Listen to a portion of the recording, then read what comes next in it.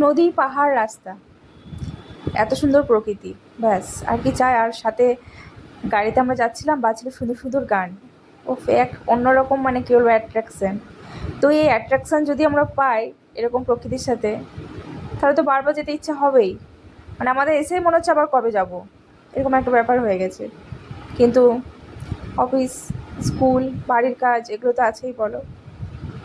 তো হ্যাঁ, যাবো তো আবার নিশ্চয়ই, তবে কপালে যখন আছে, নিজের ইচ্ছায় কি আর হবে। তো ভগবানের কাছে প্রে এটাই, যে ভগবান আবার কবে যেতে পায়। উফ, কি লাগছে দেখো, পাশ দিয়ে নদী বয়ে যাচ্ছে, ওপরে পাহাড়, একটা অন্যরকম লাগছে।